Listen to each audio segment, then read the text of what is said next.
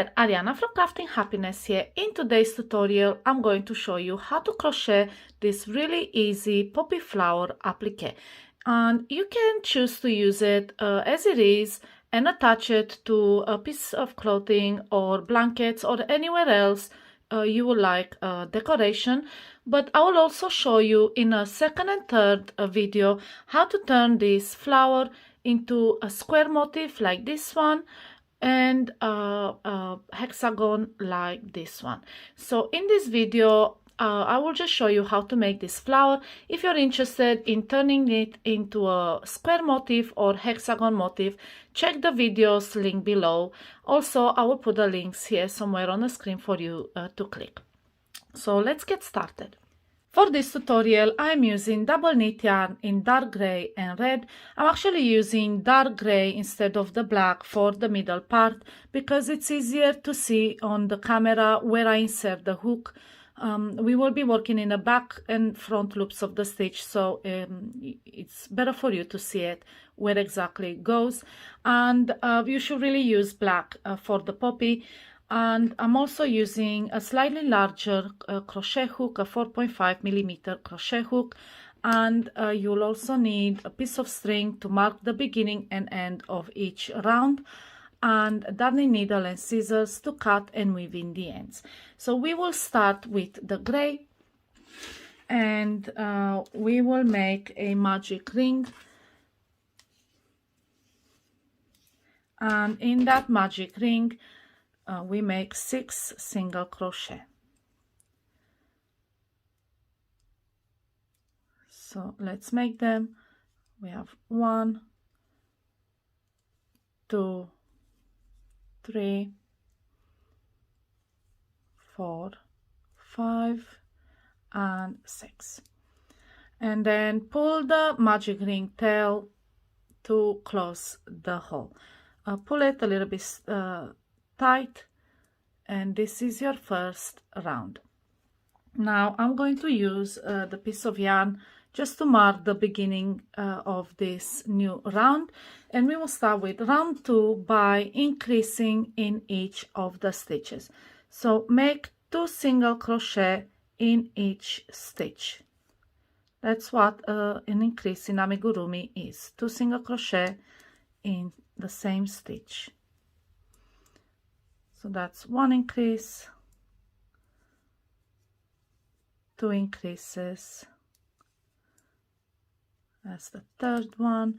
And when you use a piece of yarn or a stitch marker to mark the beginning of each round, you don't really need to count. You know you have reached the end of the round when you want to insert your hook into the stitch, and you can't because you have a piece of yarn. So like right now, if I was to insert my hook in this stitch, this is has the yarn in it, and I know I shouldn't. So this is the second round. We'll continue with round 3 and start with a single crochet and then an increase in the next. So 2 single crochet next. And this is your repeat section right here. We repeat this all around the round 6 times in total. So I'll show you one more repeat, and then I'll just jump at the end of the round. So 1 single crochet in next, and then 2 single crochet in the next. And this is our third round, and we will continue now with a fourth. Don't forget your piece of string. And the fourth round is made into the back loops of the stitch. So if you don't know, each stitch has 2 loops, one that is closer to you called the front loop right here, this one, and one that is away from you called the back loop. We will be crocheting in these back loops and leave the front loops unworked so we can create the petals on it later on. So all the stitches are created on round 4 are created in the back loops, and we will start with making a single crochet into that back loop, Then into the next stitch, into the back loop, we'll make another single crochet, and then into the next one increase. So into that back loop, 2 single crochet, also called an increase. And this is your repeat section. Single crochet into the next 2 stitches followed by an increase, and we repeat this all around 6 times in total. So I'll show you again one more repeat. So into the back loop, we make a single crochet, then into the next stitch, into back loop, another single crochet, and then into the next stitch in the back loop, make an increase. And this is how the 4th round looks like. And now you can see the exposed front loops here, onto which we are going to crochet these inner petals, and then the outer part is going to be crocheted around these loops on the edge. So I finished with gray. I cut the yarn, and we will be joining with red, and I will leave this piece of yarn here because it helps me know where the front loops start and where they end, so I won't go over it. So I'll leave this piece here and continue on the outer edge with red and create the petal, the first row of petal. So just pull the yarn through the loop and pull the gray, and we will make a slip stitch into the front loop of the next stitch. So again, remember, each stitch has 2 loops. The one closer to you is the front loop, the one away from you is the back loop. This round is crocheted into the front loop only. So let's make a slip stitch into the front loop, and now we can continue with our next round.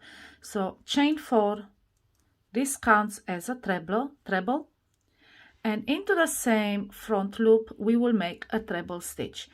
So yarn over twice and insert your hook into the front loop. I'm also crocheting over my 2 ends, so pull those 2 over the hook as well and pull up a loop, and then yarn over, pull through 2, yarn over, pull through 2, yarn over, pull through 2. Now we continue into the next front loop and make 2 treble stitches. So again, yarn over twice, insert your hook into the front loop only, pick up the ends as well, it's easier than having to weave them in later. Pull them over the hook and pull up a loop and make your treble, and then we make another one.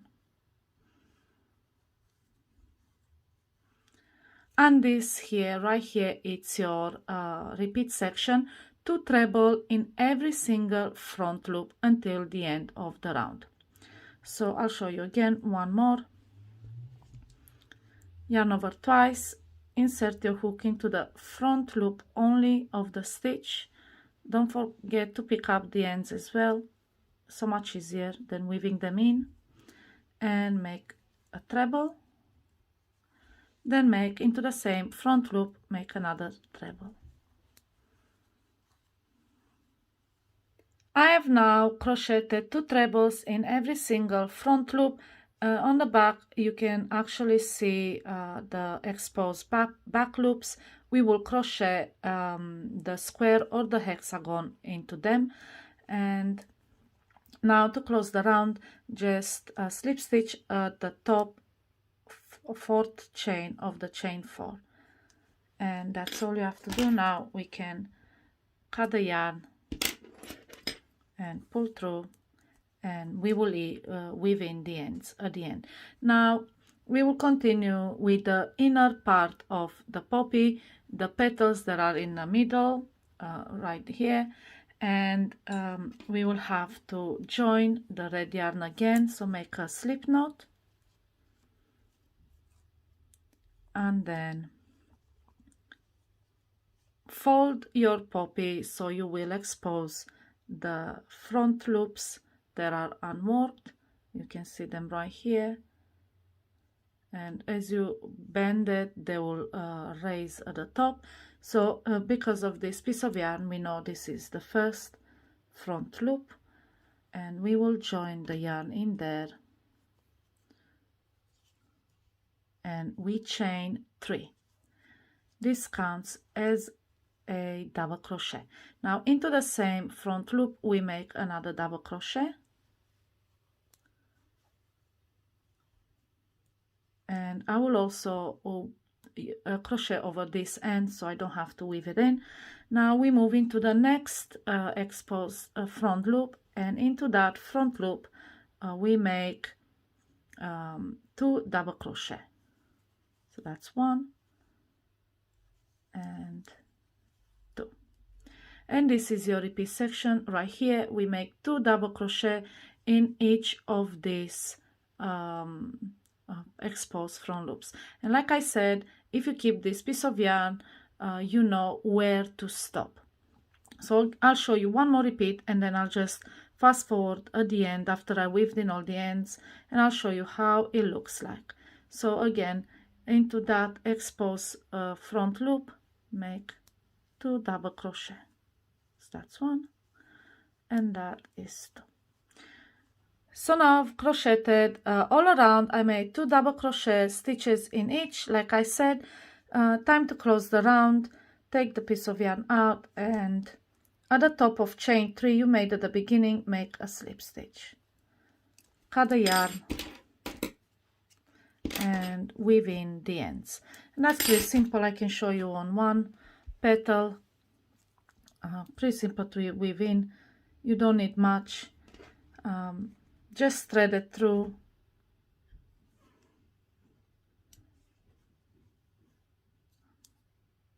and through the back, and then once you thread it through the bottom, do it here as well, and back, and that's it. That's how we weave in the ends. We'll do it for the other one as well. And as you can see in the back, you have these loops. Like I said, in the second and third video, I'll show you how to crochet the square and turn the poppy into a square motif, and you can actually make this square as big as you like. And in the following video, I'll show you how to make it into a hexagon. So you can turn this flower into a hexagon blanket or square blanket, or just create whatever you like with these motifs. So yes, this is how you crochet this beautiful poppy applique. And I hope my tutorial was easy to follow. If you have any questions about this pattern, I'm more than happy to answer them. Just put them in the comments below. Check below the links to the videos for these 2 motifs. Happy crocheting!